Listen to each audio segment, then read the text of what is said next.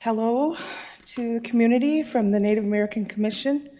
It's already May, and everything is going to get going fast already. One of the things I want to do is, before we approve the agenda and the minutes or anything, I'd like to make a motion to amend the notes of the agenda. After number 3, I'd like to put in Recovery Alliance there. And then, so I'll make that motion once we get going here. So we'll do introductions, and this is a nice new place we're in. It looks really nice in here. So, okay, go ahead. We'll start over here with Rebecca for introductions. Rebecca Knutson, the liaison from the Fargo Board of Education to the Native American Commission. Whitney Fear, Ogallala Sioux Tribe. Sharon White Bear, Arikara, MHA Nation. Lenore King, Sistan Wahpeton Oyate. Guy Fox, Hidatsa, MHA Nation. Heather Keeler, Ihangtawan, Yankton, Sioux Nation. Thank you. And we'll have a prayer right now.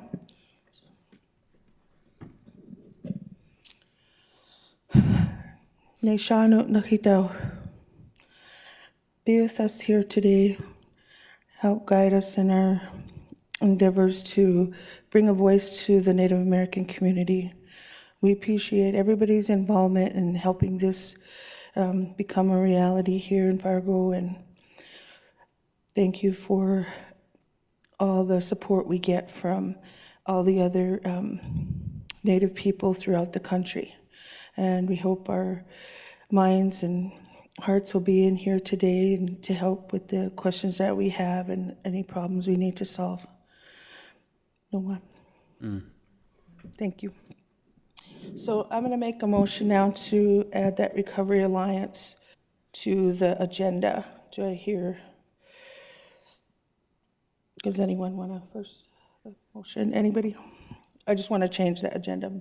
Move to approve the agenda as revised.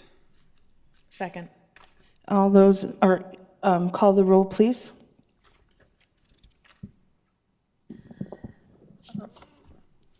Fear, Yes. Fox, Yes? Keeler, Yes. King, Yes. Knutson, Yes. White Bear. Yes. Thank you. The next thing is to approve the minutes. We have a motion to approve the minutes from our last meeting. Move to approve the minutes. Is there a second? Second. Call the roll, please. Fear, Yes. Fox, Yes. Keeler, Yes. King, Yes. Knutson, Yes. White Bear. Yes. Okay, the next thing that we're going to do is go ahead with the Recovery Alliance. There's a couple ladies here to speak to that, so welcome.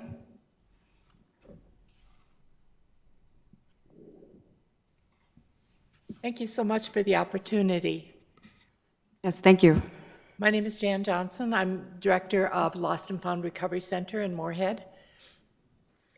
My name is Sarah Shadowland Gress. I'm the Executive Director of the Lotus Center. We are kind of the spearheading people, but the Recovery Alliance is a grassroots movement. So we are not going to be the organization. It is an organization made up of all the people, all the community. We're inviting people to all be represented in many ways. We want to connect with people in the community. And if he throws up the logo. Derek, you can go ahead and put the, thank you very much. You can see the diagram at the top, which represents the interconnectedness of our communities, on how every piece of the community, every organization in the community, all is interconnected. And yet when we don't talk together as much. We need to be more connected in the services that we provide our people. The other part of it is we want to connect the community at large with the recovery community so that we find more support within the community at large. We know the obstacles that people in recovery have when they try to find housing, when they try to find jobs, when they find just social meetings, social gatherings. So we want to open that up to make what we offer as organizations more connected, so we speak to each other. People don't have to go from one place to the next. Our ultimate goal is to create a one-stop shop, that people would be able to just go there when they need help. So there would be one place that they need, find the answers, I guess I want to say. And also a gathering place where we could hold classes, where we could hold meetings, where we could have recreation for people to come in. There's so many times people just don't know what to do with themselves during the day. And this would help have a place to go and be able to receive the support that they need. So our motto is building a recovery-friendly community. So working with the community at large and with the recovery community to form more close alliances and more connectiveness, more communication, so that we can serve all the people we need. Hello. Originally, what happened when we had this conversation was Jan has worked in the field. I've worked in the field for almost a decade. There's been a lot of talk of like recovery community organizations around the country. I had the opportunity to do a lot of speaking engagements at some of these places, like in Austin, my home area of Austin, Texas. And as many people as I talk to about these, these community organizations, it's just such a huge task. I realized with these ideas that we needed to pull in a lot more. Everybody was sharing a similar idea, but they didn't have the manpower or the ability to do it, and that's when we decided that it was time to start talking to other organizations and other people who were interested in it, and that's where the Recovery Community Alliance came from. The strongest point is that we're seeking unity along all of these services, having those communications, developing common language. The struggle with, obviously the focus is kind of in substance use disorder, but the reality is that even with addiction, there's mental health, there's other struggles. With these issues also comes with a community that is struggling as a whole. Whole families, neighborhoods are having issues, and this is where the Alliance comes into play, is like we're addressing it as we want to address it as a whole. Heal those weak links, if that makes sense, and become more effective. We have, what did you say? We have 20 agencies that have been coming to our meetings as of now that have expressed interest. We believe that the next meeting is going to be much larger because we've gotten the information out. There is a famous speaker that I like to quote quite often, Johan Hari. He talks about addiction is not, it's about connection. It's not sobriety, it's about connection, and we want to bring that back together again. The Fargo-Moorhead area is prime for this right now. There's a lot of conversation about substance use disorder and mental health. We have the energy. It's time to kind of have those conversations and bring it together. One of our also strong suits is that we recognize that as much as we may try, we are not exactly a culturally competent service provider either. And that's why it's very important that we reach out and find people who have different, opinions and directions and suggestions, because we want to make this as holistic as possible and provide those services in the best way we can. So I just really appreciate the honor and privilege of being able to stand up here and talk about this. Thank you very much. Does anyone have any questions? We can start here, Rebecca. I don't have any questions right now, but thank you for the information. I don't have any questions. Thank you two ladies for your work in the community and what you do. Hi there. I'm actually involved with your Recovery Community Alliance, and with all the community providers that attended the last time, I think it's going to turn out really great. And another thing too was they had people that were addicted and in recovery that were able to share more that were attending there. So I'll see you May 8th. Cool. I see that in this literature it says healthy human connection is crucial in the immediate task of clearing trauma and essential in assuring long-term recovery. So we get these 50 community members together or more. We have a community meeting second Wednesday of the month, May 8th, June 12th, July 10th. And then what happens in these meetings? What's kind of the goal? Can you walk me through? Is there an agenda to these meetings? I mean, if I were needing the services, what happens? We haven't gotten that far yet. What we're doing is in the forming stage. So we've been doing a lot of brainstorming. What are the gaps in the community? What are the needs of the community? Who are the people that need to be at the table when we have these considerations? We usually work in a roundtable discussion so people have a chance. It's not a talking head kind of meeting. It's a meeting where people have the opportunity to discuss and really talk about what are the issues our community faces and what might possibly be some solutions. You know, Margaret Mead says a small group of committed people can change the world, and we want to be that small group of people that will help change the world and change our community. Someone told me the other day, you know, we talk about fighting the stigma and erasing the stigma, but they said maybe what we should look at is the stigma is always going to be there. It's going to be hard to erase it, but can we change the stigma? Can we change people's perception of what recovery looks like? What are the people's needs, I guess I want to say, and how can we help meet those needs? But primarily to form connections for people within the community, because there's so much isolation that we need to work on breaking down those barriers. Yes, I guess ultimate goal is to make recovery an acceptable, common way of life and lifestyle. Big dreams, obviously, but we can start somewhere. So it's not something that has to be identified individually in a small group.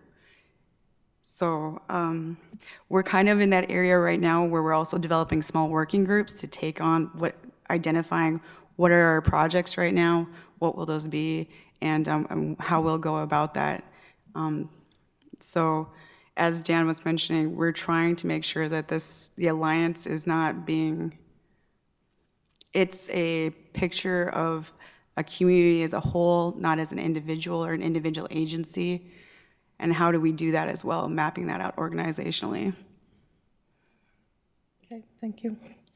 Heather? I do have a question. I see, you know, the areas of inclusion, but I'm just wondering how you guys are working with education, because I'm in education and I see addiction starts really young. And when they go through recovery, they kind of tend to miss some of that academic need that they have. So I'm just wondering, of the 20 agencies, are there any of our school districts or social workers that are within the school that are involved in this conversation? That's one of the areas that we want to reach out to. What we're trying to do is not repeat or not duplicate other services that are out there, so that if there are other organizations or coalitions, and there are some groups working with the education now, we are partnering with them so that we'll work together rather than duplicating. But education and prevention is a key piece. Mm-hmm. So that will be one of our key target areas. Another place that we're trying to get in contact, and we'd like to reach out and hopefully get some people involved, would be employers. And how is there a way that we could, you know, invite them, get their ideas, and how could we encourage employment with people who may have had struggles with employment history, you know, or like when it comes to credit or anything like that, and help them build those like references. And if there's some great ideas out there right now. So, and the medical field, if we could pull the medical field in a little bit better, that's one of our key goals as well. Okay. Sharon? Yes, go ahead. Now that some questions have been asked, I've been thinking of some additional ones. So just with my connection on the Board of Education, if you wouldn't mind, I could forward the contact information that you have on this sheet to our superintendent and see if there could be, you know, some discussion starting there Would that be That would be acceptable? wonderful. Amazing. Okay, and then could you, in terms of some of the agencies that have been participating at meetings so far, I know there, like you said, there have been many, but could you just give us a few examples? I think all the treatment centers, all the shelters, community options, any of the organizations that work with recovery, Youth Works is part of it. Lutheran Social Services has attended as well. Southeast Human Services was also there. Great, thank you. And obviously, the faith community, the multicultural community, we have some of those people attending also. So we're just trying to pull in stakeholders from each of the different communities. The First Lady is interested, so she's sending one of the people from her office to the May meeting. Probation in Fargo is coming to the meeting. The community service from the jails is coming to the meetings.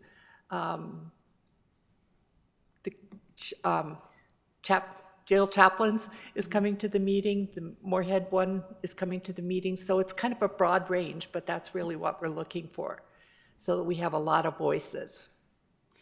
Okay. Thank you.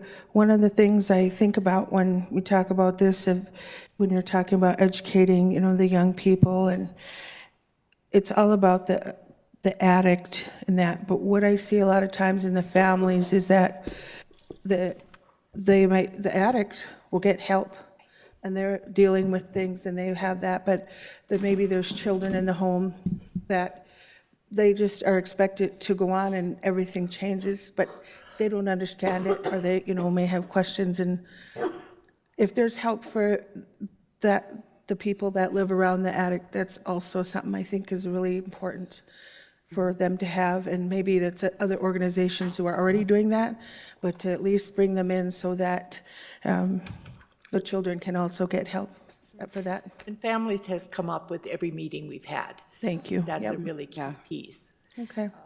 We're talking about neighbors and employers and families. It's Okay. not just, you're right, it usually is just the individual that they want, that seems like services are provided for, but it's a ripple effect and it affects everything as a whole, and we need to address the whole, and it will help also that individual. So we're, Well, thank you, ladies, very much for coming, and this is important, and I appreciate your. Thank you. thank you. Okay, so the next thing that we have on the agenda are 2 sponsorship requests.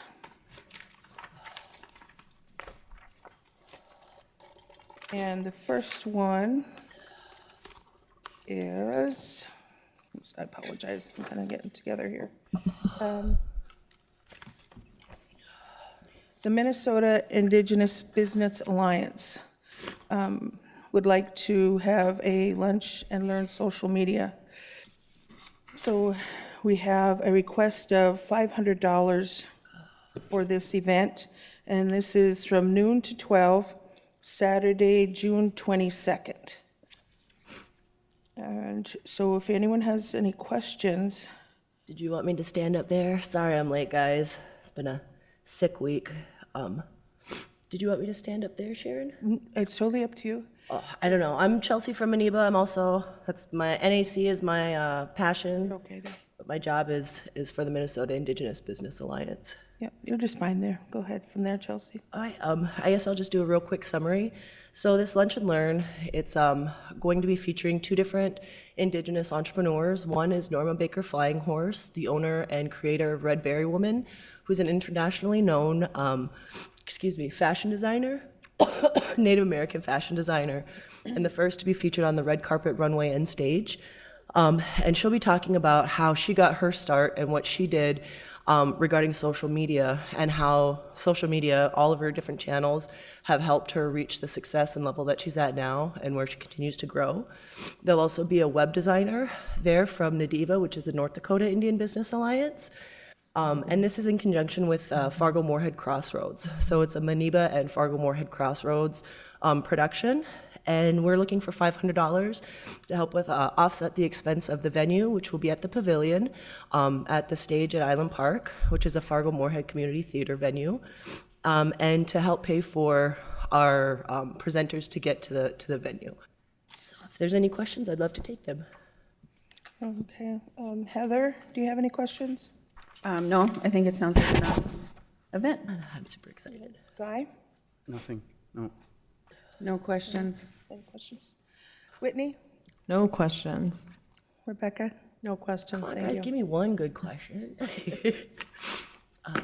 Okay, so I need a motion to approve this sponsorship application for the $500 for the Minnesota Indigenous Business Alliance. I second.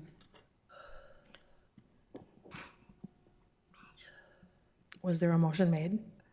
No, I asked for a motion to be Oh, I'll made. make the motion, and then Lenore can be the second. Okay. Okay, Whitney is making the motion, and then, okay. And at this time, I know, Chelsea, you're part of this, so I would like to excuse you from the voting. Abstain. Yep. And then, so please call the roll. I actually need the second again, because there was the motion and there wasn't a following second. I second. I apologize, yep. Okay. Fox, Aye. Knutson, Yes. Keeler, Yes. King, Yes. Fear, Yes. White Bear. Yes, so that will pass. And then the next one is another sponsorship application, and this is from the Minnesota Indigenous Business Alliance, and they are wanting to hold an Indigenous marketplace or trading. This will be in April of next year.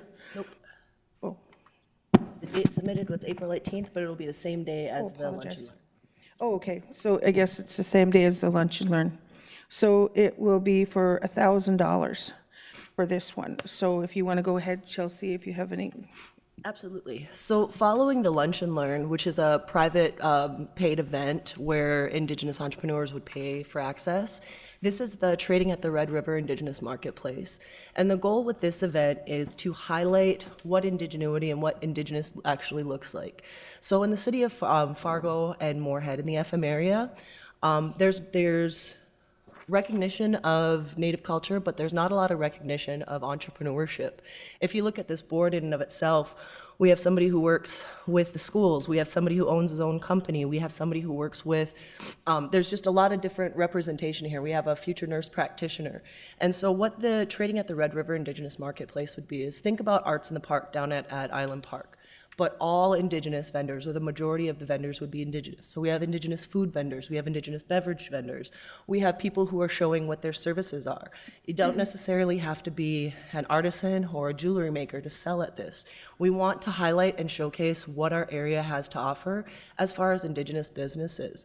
And that's both the Fargo and Moorhead side. So again, this is in conjunction with the Fargo-Moorhead Crossroads and the Minnesota Indigenous Business Alliance. The $1,000 would be used again to offset the price of the Island Park in and of itself, because that's where it will be held. It will be used to offset the price of, you know, the infrastructure that will be needed, which is the dumpsters, the trash cans, the extra porta potties, and then the rental of the tables, tents, and then the coordination of the events with the first aid tent and security. So it'll be used to cover all of that. And we're really looking forward to having it here June 22nd at the stage, or excuse me, at Island Park from 1 to 7. And that's what that $1,000 would be for. Okay. Thank you. Does anyone have any questions? Lenore? No, I love that this is going to happen. I'm super excited. Guy? Good job. I know Heather, I give me I a have a question. couple of questions. So you just said June 22nd? Yep. So, okay, so I'm confused. So, Saturday, June 22nd.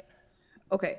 I love the idea of doing a vendor. Are you guys looking for volunteers, a way that community can get involved? Because I hear this conversation going on with some other people, and so I just love to get them connected to you. Absolutely. That's something that we have kind of a head of meetings, our planning heads meeting, and I would love to include you on it because you've done so much awesome work with the volunteers that you've done at all of our past events, plus the recent Woodlands High Plains powwow. Yeah.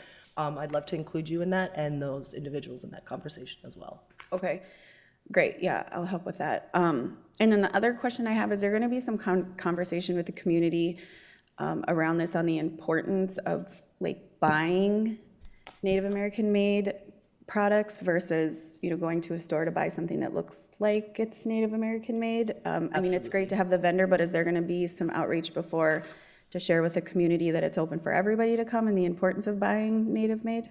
Absolutely. So part of this is any vendor that's registering will have to provide proof of enrollment so that we make sure that you're buying and selling from a Native vendor, but also so that we're in line with the Indian Arts and Crafts Act to make sure that legally we're not misrepresenting who we are and what we're selling. There does need to be a big conversation around the idea of buying Native and what that actually means, and where we as a community spend our money, if we want to invest in our community or if we want to continue investing in Walmart. So I think there will be. I don't necessarily know if this will be the avenue for that, but there is a larger conversation going on right now through all the IBAs, which are the Indian or Indigenous Business Alliances, about that conversation, about the act of buying Native and what that actually means. So that will happen. Excuse me. Great, thank you. Rebecca? Sounds fabulous. Sorry, excuse me. I do. Great job. Thank you. I don't have any questions either. It sounds great. Really needed in the community. I'm excited. Oh, we're also looking for any young, Heather, if you know any young artists, or maybe Rebecca, young Native artists in your classes. We're looking for people to do a traditional face painting at the event. So we'll provide the supplies, but we want youth to actually do the face painting. Okay, have you reached out to any of the universities to see if like ASA or any of? No, but I wanted to keep it the younger kids. littler Yep, so in the secondary, not post-secondary. Okay, Just yep, because I think they deserve an opportunity to shine and earn a little cash too. of course, I love it, thank you. Yeah, thank you guys. Thank you, Chelsea. I think it's a really nice idea as well. I need a motion to approve the $1,000 for the Minnesota Indigenous Peoples Alliance trading in the Red River Indigenous Marketplace. I will make a motion that the commission grants $1,000 to the Minnesota Indigenous Business Alliance for the Saturday, June 22nd, 2019 event, trading at the Red River Indigenous Marketplace. Can I have a second, please? I'll second that. Thank you. Please call the roll. Keeler, Yes. Fear, Yes. Fox, Aye. King, Yes. Knutson, Yes. White Bear. Yes. Okay, thank you. So the next thing on the agenda is the Fargo Marathon update. And we have a couple of items, and I think, are you able to go ahead and talk a little bit about something there first? Lenore? Are we gonna talk about the marathon? Yes, the marathon, Fargo Marathon. Okay. I will be out of town that weekend, and I know Sharon's out of town, so Chelsea, at that last meeting, we can give you the connections on Mark or Mike at the marathon. And I think Guy can help with the drums again. Yeah. And then we have to set up everything there. So what we have is tables and chairs in your garage, or in your storage, and a few tents. And then I have 2 roasters and some coolers. So, and I know that Cheryl has paper product in her office. So if you wanted to go look for that, and Chelsea, you're gonna have to kind of have your own little committee and setup crew and all that. Okay. Oh, that's what I'm asking, is if you can do that, Chelsea, and get like a meeting, and then we can tell you all the things that we have. One of the main things is that we did get a place, or on the route, we got our place, and it's fortunately one of the places we've been quite a bit, and it's on the First Avenue and University or First Street and University. And then we've also spoken with the people there, so we'll be using that parking lot again. But if you can please get together, and definitely willing to help with anything until the time that I leave on that Friday. So if you can do that, reach out to anybody. Yes, yes, we do. That's at the church, at Yes. First Church. Yes, First Methodist Yeah. Church there on the corner.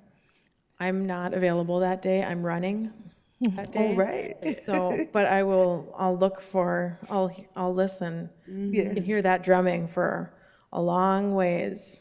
It's very, very motivational, inspiring. That's good. Yeah, I'd like to help. Okay, so, and we'll be helping you probably right up to the day if everyone will do that. So, Chelsea, too, what we could do, that's a lot of mic. Before we get too far into the year, how about you and I will do like procedures for the winter powwow, Absolutely. the Woodlands and High Plains, and then this marathon? And then we don't have to reinvent the wheel every year. Perfect. We'll have steps, and then when we get to the last week of April, we just send it out and people take it, because we can't plan it every single time because we're getting later and later and more inefficient and more inefficient. So we'll lay it out, because I have Mike Gabbard on the 3 drums. We'll get the tables, we'll line it out so that, especially if we're not here, people can take it. Yep. And I can help you with that. Awesome, thank you. Yep. thank you, Guy, for willing to do that. You bet. Chelsea. Oh, no problem. Anybody have any questions? No questions. I can probably help set up some and stuff that day. Anybody else? No? No question, but I am going to be here and I plan on helping, so just let me know what you need. Totally already wrote your name down. Okay, the next thing we have is public comment. If there's no public comment at this time, are there any announcements anyone would like to make?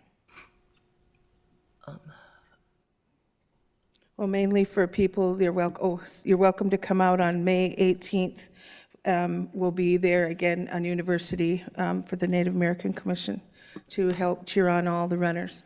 Go ahead, Chelsea, you have something? Yeah, I just wanted to, I'm part of the education committee, and so I just wanted to give everybody an update. I was able to stop by the public hearing for the Fargo and West Fargo Indian education. And so some of the information we have is, let's see here. They had 23 parents from the teachers and administration from Fargo participate in a cohort for the North Dakota Department of Education. It's the Elders Traditional Curriculum. Unfortunately, there was no West Fargo staff that was able to attend, and no students were able to attend, but they're planning on doing that again this year. And 98% of that feedback was positive. Let's see here, they're both elementary and secondary students.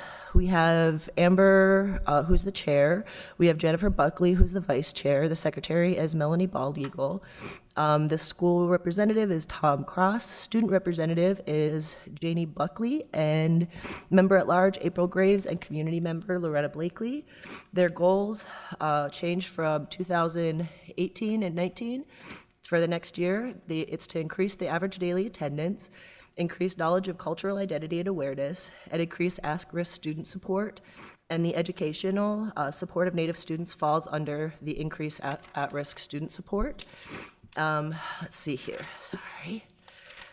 And there are survey results in that are available through Melody Stabner at the Indian Education Department. Last year, 42.3% of seniors graduated from Fargo Public Schools, and close to 100% graduated from West Fargo schools. Let's see here. And to, I'm sorry, I didn't get the phone number to contact them, but their information is on the Fargo District School website. And also they have a new grant writer, Kaylin Shovokoplias, who is really awesome and interested in finding more grants and opportunities for our children in Fargo and West Fargo. So I just wanted to give that update. And to build on that, I was at that was the evening hearing probably that you were at. I was at the one that was earlier in the day. And there are some additional statistics too regarding graduation. I think the ones you shared were for overall graduation, not Native students. So the graduation rate for Native students isn't as, and some of our other population, of course, isn't nearly as high as we'd like it to be. So that's an effort that, as we all know, we need to keep working on. But yeah, the contact information would be on the Fargo Public Schools website for Melody if they'd like to reach her or to learn more information. I know we talked about having Melody last year come and present some information regarding the Indian Ed program, and it just didn't work out because we had some meetings that we were rescheduling at the time. But that, if we're interested, I could talk to her about coming in and presenting. I think she kind of has an annual report that she presents to the Fargo Board of Education. And so if it would be of interest to our group to have her be a guest to present, and then we could ask questions, I'd be happy to, again, try to help arrange that. I think that would be a good idea, because besides that, it would get out to the public, you know, the parents or people who don't go to the hearing or don't go to that type of meeting, but they could hear it, you know, here. Sure. Okay, I will That's a visit good with her idea. then and communicate back to you, Sharon? Sure. Okay. Thank you. Go ahead, Heather. Okay, I have two announcements. I'm just going to piggyback on the Indian education stuff. So at the end of every year, we have our graduation picnic. It's a combination of Moorhead, Indian Education, Fargo, and West Fargo, and that's taking place on May 22nd. It's a Wednesday night. It's over at Gooseberry Park from 6 until 8. And we're actually adding a motivational speaker this year, so it should be a little bit bigger, but it's open for anybody to come, but the idea is that we honor and celebrate our graduates. And so that's on May 22nd at Gooseberry Park over in Moorhead. And then the other thing that I want to add is, in Moorhead schools right now, we're in the process of doing education equity talking circles. The actual talking circles are done, but just because of a low turnout, we're actually going to turn it into like a Google survey option for families, parents, guardians that have students in the Moorhead School District, because we want their voice on what we can do increase education equity. So if there's anybody that's listening or anybody that would be connected to, I'd be more than happy to get them that information. Thank you. Any other announcements? Just a brief one. May 5th is Missing and Murdered Indigenous Women's Remembrance Day. So I know that there is a kind of a request out in general to wear red that day. That's this Sunday. Thank you, Whitney. One of the things I'd like to do is get those things posted on our website, any of the information that you want to get out, or on the Facebook page as well, so that you know, there's another place people can find that information, the contact numbers and that type of thing. So, thank you. Okay, then now we have a staff report, and I know, Tia, are you going to speak to that? Or one of the things I have to do, this has to do with also is, you know, we've been trying to do that strategic planning, and I really would like to encourage everyone to come to this. You know, we need to find a date, get together, and have the attendance needs to be everybody, because this is our chance to give our input. I feel like we asked, you know, we're on this board, and we're asked by the people, the Native American community, to give them a voice, to give them what they, you know, change things in the community for the better.